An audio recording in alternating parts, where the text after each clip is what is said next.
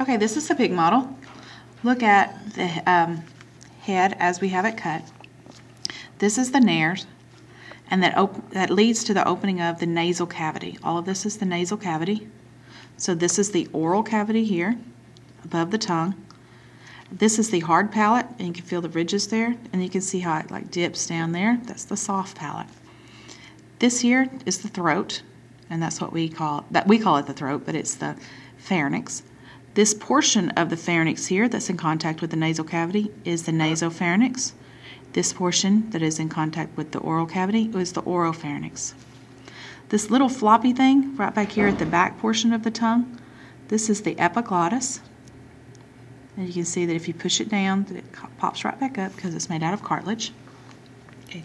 This enlarged structure here is the larynx.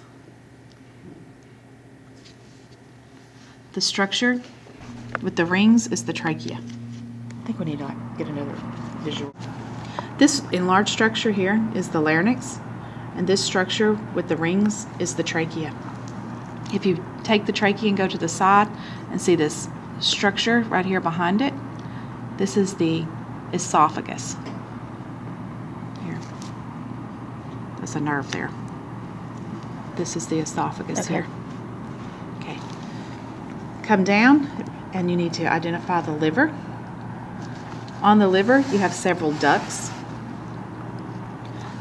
Well, it's actually on the gallbladder. Here's the liver. Raise it up. This is the gallbladder here. See that it's a little bit squishier than the liver itself? This structure leading from the gallbladder is the cystic duct.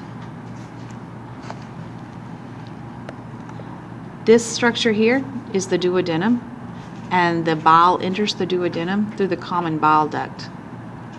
The common hepatic duct is this structure right here at the end of the pointer, leading from the liver down. It meets with the cystic duct. Well. Okay.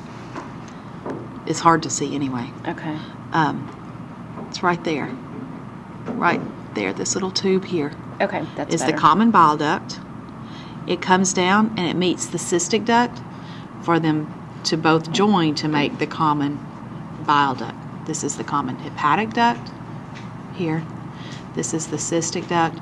This is the common bile duct. Okay. Okay. Let's look at the stomach. This is the stomach here. If you kind of fold it under like this right here, you see that underneath the liver, this is where the esophagus comes in here. So this is the cardiac sphincter.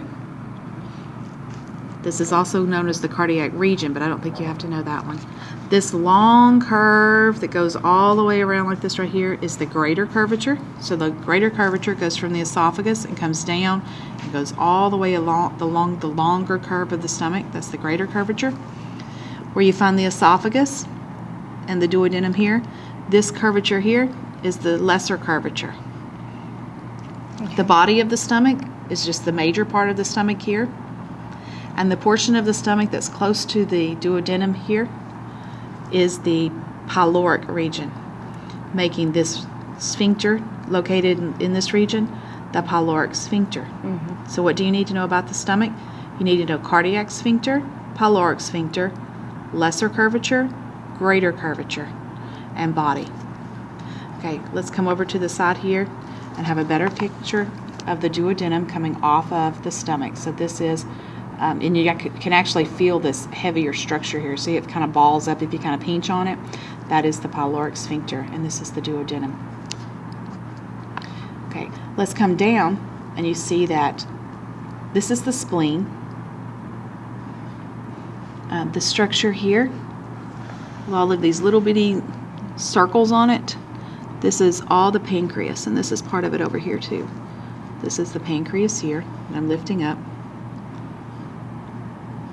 Okay, let's identify the intestines more too. So we've already said this is the duodenum.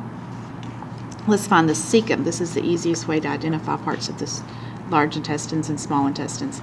Okay, if you notice this right here, this is a little portion that looks like it's the end of something. Well, what it is the cecum. And if we back up here, let's lift it up. This is a really great picture. This circular here looks like a snake coiled up. That's the large intestines. This portion here, that's the very first part of it, is the cecum. And you can see this little bitty tube, it's smaller in diameter, so you know it's part of the small intestines, leading in and emptying into the cecum. This would be the location of the ileocecal sphincter. This here must be the ileum because it's the last part of the small intestines. So if you just had your pen just located here in the middle parts of the small intestines, you would say jejunum. Just know the kind of opposites here for the small intestines. So you know the duodenum comes off of the stomach, the ileum empties here into the cecum, and so just in the middle here somewhere, that would be the duodenum. I'm sorry, that would be the jejunum.